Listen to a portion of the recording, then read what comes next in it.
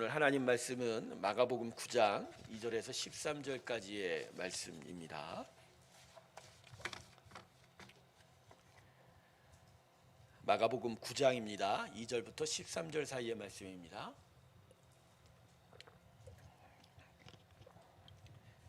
자, 제가 읽겠습니다. 엿새 후에 예수께서 베드로와 야고보와 요한을 데리시고 따로 높은 산에 올라가셨더니 그들 앞에서 변형되사 그 옷이 광채가 나며 세상에서 빨래하는 자가 그렇게 희게 할 수 없을 만큼 매우 희어졌더라. 이에 엘리야가 모세와 함께 그들에게 나타나 예수와 더불어 말하거늘 베드로가 예수께 구하되 라삐여 우리가 여기 있는 것이 좋사오니 우리가 초막셋을 짓되 하나는 주를 위하여 하나는 모세를 위하여 하나는 엘리야를 위하여 하사이다 하니 이는 그들이 몹시 무서워하므로 그가 무슨 말을 할지 알지 못함이더라. 마침 구름이 와서 그들을 덮으며 구름 속에서 소리가 나되 이는 내 사랑하는 아들이니 너희는 그의 말을 들으라 하는지라.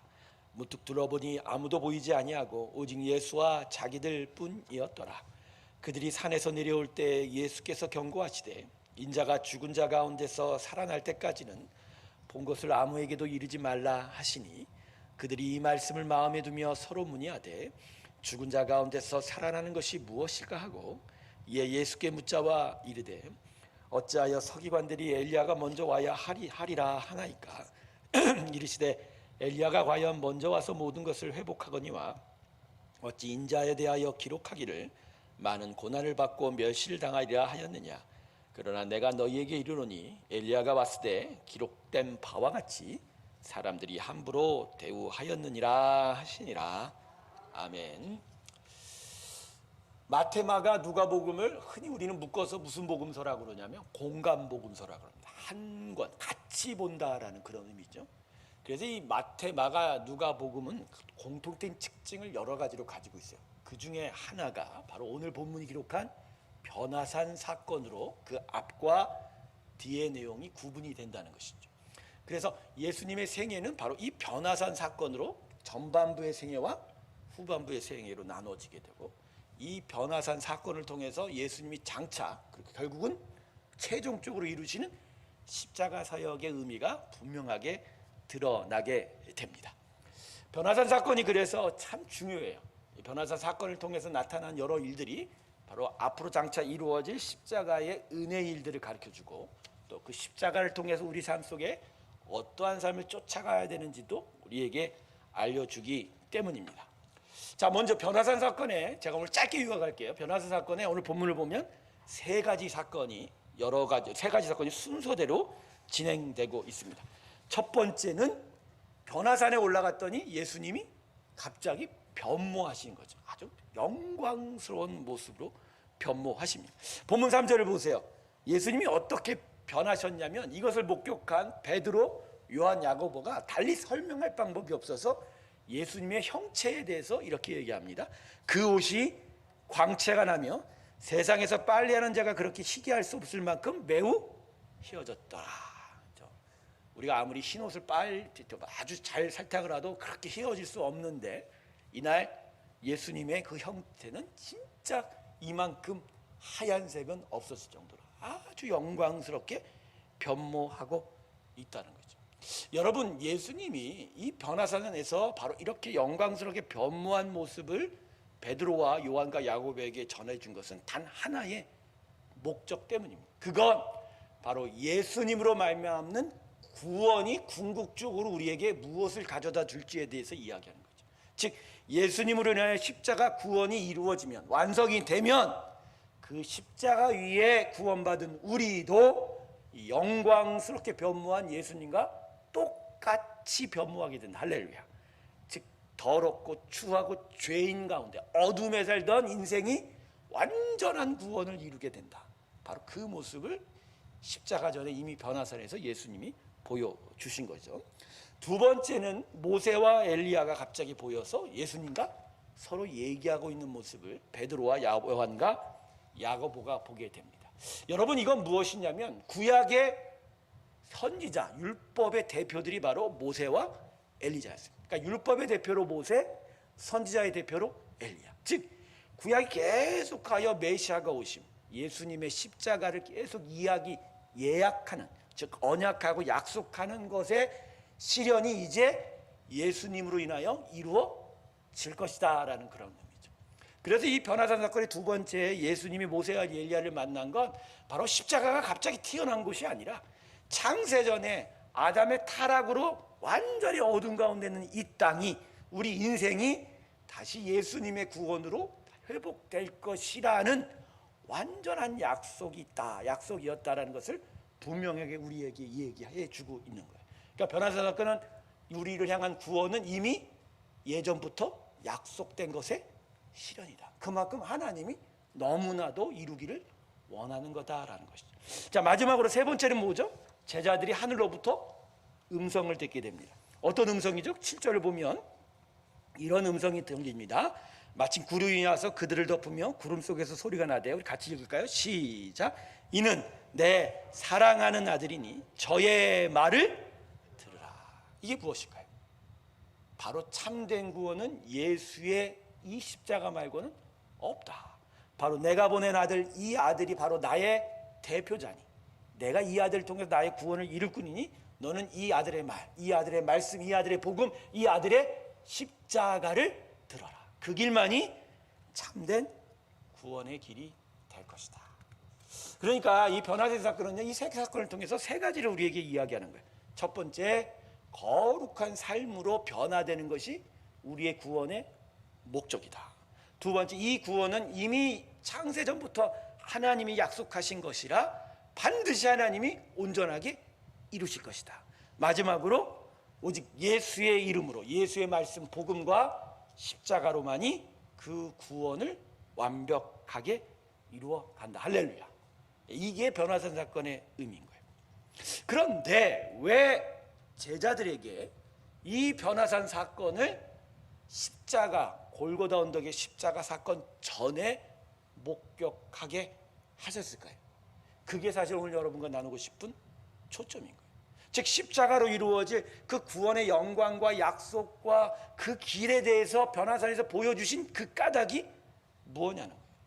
그것은 바로 고난이 없으면 영광도 없다라는 거예요. 제자들이 이제 당신이 예루살렘에 올라가 십자가에 달려 아무 이유 없이 그저 끌려다니시고 희생당하셔서 죽게 되는 그 십자가 죽음 앞에서 낙심하고 절망하고 무너지고 떠날까 봐, 그래서 베드로와 야고보와 요한을 통해서 이 변화산의 사건을 보여주신 거예요.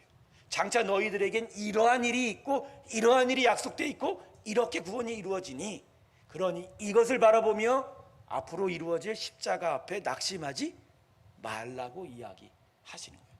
즉 거꾸로 얘기하면 십자가를 넘어서는 고난이 있을지언정, 그러나 이것을 넘어서면 너희들이 경험한 변화산의 영광이 찾아오리라. 할렐루야. 바로 그것이 이 변화산 사건의 숨겨진 의미가 되는 것입니다. 여러분, 예수의 복음을 우리는 숱하게 귀를 통해 듣고 마음에 기억합니다. 그리고 복음이, 예수의 복음이 우리 삶 속에서 이루어질 수많은 일들, 약속, 그다음에 복에 대해서도 우리 너무 많이 듣고 있어요. 그리고 그러한 은혜와 약속 앞에서 우리는 항상 하나님 앞에 예수의 이름으로 나와 나의 구원을 감사하면서 하나님이 나의 구원의 삶을 축복해달라고, 내 삶에 이러이러한 여러 문제들과 이런 가운데 하나님의 기적이 나타나게 해달라, 하나님의 역사로 해결해달라고 간구하기도 합니다. 그 이유는 하나님 우리의 삶을 주관하시기 때문에, 하나님이 주관하시고 다스리기 때문에 그분께 간구하고 나오게 되는 거죠. 하지만 이러한 우리의 하나님의 은혜를 구함 이전에 우리가 무엇 먼저 마음에 기억해야 될 것은 바로 우리 안에 십자가의 고난을 넘어서는, 그래서 예수와 함께 십자가의 고난을 계속 뚫어가는 일이 없이는 바로 이 변화산의 영광, 하나님의 약속 들어주심, 하나님의 은혜 주심, 복 주심이 우리한테 이루어지지 않는다는 거예요. 즉 예수님으로 말미암아 그 십자가의 기가 놀라운 그 엄청난 고난을 당하게 하신 그 하나님의 마음을 우리가 깨닫고 그 십자가의 고난 가운데로 우리가 걸어가지 않으면 우리는 하나님이 약속하신 그 축복과 은혜를 결코 우리의 것으로 얻을 수가 없다라는 거예요. 그래서 여러분, 우리는 예수를 때때로 우리의 번성을 위한 아이콘 정도만 생각해요. 그리고 예수님으로 기도하면 우리한테 다 들어주시겠지. 그러나 그 이전에 예수님은 우리가 함께 달려야 할 십자가의 하나님의 아들이요, 그분이 당한 고난은 바로 우리가 따라가야 할 고난이라는 거죠. 그래서 그 고난과 함께 동참하여 그 고난 가운데로 나아갈 때에만 비로소 영광스러운 변화산의 축복이 우리 가운데 오게 된다. 할렐루야. 전 그래서 오늘 이 시간에 예수님에 대한 우리의 인식, 예수님에 대한 우리의 믿음의 고백이 좀 더 새로워졌으면 좋겠어요. 예수님 나를 축복해 달라기 이전에, 예수님 내가 예수님의 고난과 함께 하겠습니다라고 말입니다. 그 고난을 내가 통과하여 예수님과 함께 하나님 앞에 선 날, 나를 주님과 함께 주님의 부활과 같이 날 영광스럽게 변모시켜 주십시오. 이 고백이 우리 가운데 있길 주님의 이름으로 축원합니다. 제가 요새 좀 몸이 피곤해요. 그러다 보니까 이 찬양을 하기 전에 내가 오늘 이 찬양 인도를 힘으로 감당할 수 있을까? 감당할 수 있을까 그러는데 찬양 부르면서 조금 힘들었어요. 근데 이제 마지막 찬양을 부르면서 제 안에 그런 고백이 생기더라고요. 하나님, 제가 아프더라도 난 진짜 이 찬양 부르다 죽겠습니다. 죽지는 않아요. 그 정도 아픈 건 아닌데.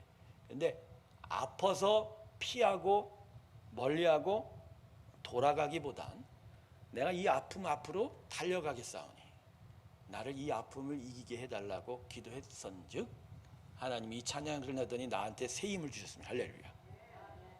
제가 뻥치는 건 줄 아시죠? 아니요, 진짜 제가 오늘 이 찬양을 통해서 힐링을 얻게 됩니다. 제 안에 뻥 뚫린 것 같아요. 막혔던 것들이 뚫리고 내 안에 하나님의 새로움이 임하는 것 같아요. 물론 계속적인 저의 건강을 제가 주의해야 되고 또 열심히 운동도 해야 되겠지만, 그럼에도 불구하고 오늘 하나님은 저의 예수님을 향한 저의 작은 고난을 마다하지 않는 그 고백 위에 축복하셨습니다. 할렐루야. 여러분, 십자가의 고난을 피하지 마세요. 십자가의 고난을 뚫어내지 않으면 그 뒤에 약속된 변화산의 영광은 없어요. 그걸 돌아가고 그것을 뛰어넘고 그것을 회피해 간다고 변화산의 영광이 여러분 앞에 온다고 생각하지 마세요. 세상을 보면 요 골목 아니 다른 골목으로 가도 목적지를 갈 것이라 생각하죠. 하나님 나라는 절대 그렇지 않습니다. 하나님 나라는 무엇보다 예수의 이 십자가를 통과해야 돼요. 십자가가 세워진 골고다를 넘어야 변화산의 영광이 찾아옵니다. 그러므로 성도 여러분, 여러분의 인생에 하나님이 십자가를 세워놓으셨다면 그 십자가를 향하여 담대하게 나아가십시오. 어렵고 아프고 힘이 들어도 오히려 이렇게 기도하세요. 하나님, 난 이 길을 가려 합니다. 부족하지만 나아갑니다. 저를 도와주시고 십자가를 넘어서는 저의 믿음이 되게 해주십시오. 이 고백이 있을 때 그 고백을 들어 쓰셔서 골고다를 넘는 고통을 이기는 변화산의 영원한 능력과 영광으로 우리 가운데 함께 하실 하나님이신 줄로 믿습니다. 이 기한은 내가 저와 여러분 가운데 함께 하길 주님의 이름으로 축원합니다. 이 시간 우리 다 같이 기도하실 때 우리 이 변화산과 골고다를 위해서 다 같이 기도했으면 좋겠습니다. 그동안 우리가 십자가가 세워진 골고다로 가지 않고 그저 변화산의